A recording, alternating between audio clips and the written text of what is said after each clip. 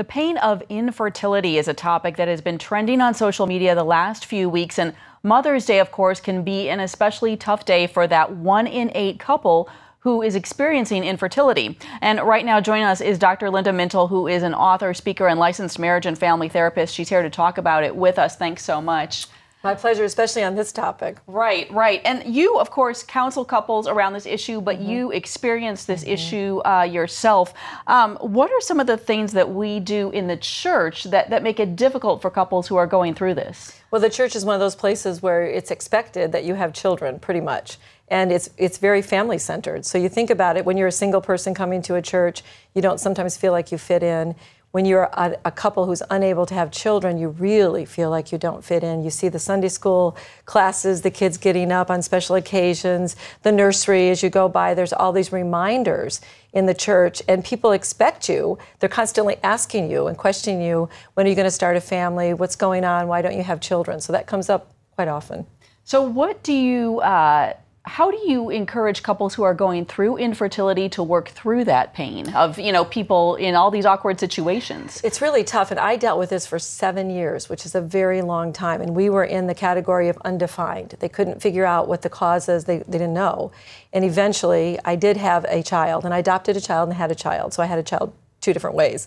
So I have a great family, but it was a very painful period in my life. And people in the church would come up to me, Heather, and they would say things like, it's a lack of faith.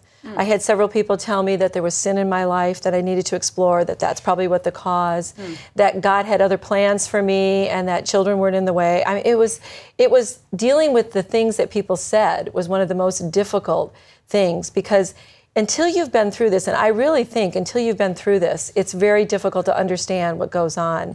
It's this very big emotional roller coaster for a couple, especially the woman. Hormonally, you're constantly in an anticipatory mode, and then you have your cycle and you realize it's not happening, you get somewhat depressed, and you go down, and it's just this constant roller coaster.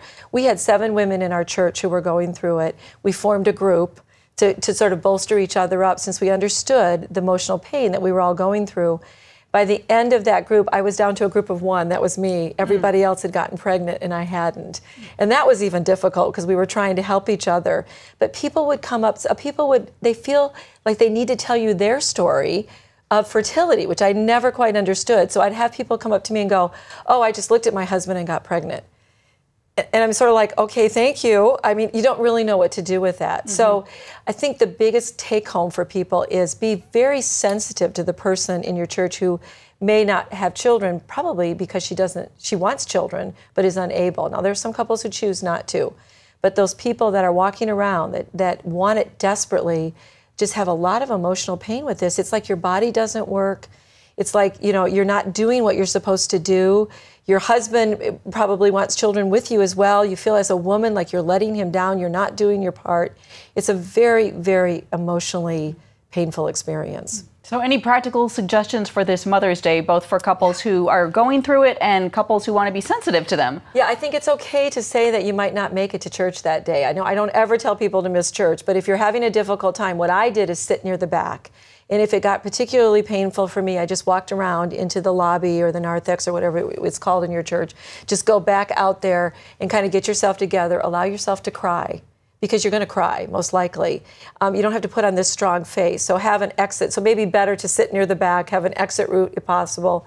Maybe go in and work with the kids that Sunday and get your mind off of the celebration they're going to have in the big service. Because typically they give flowers, they acknowledge moms, they do all these things, which makes it really tough.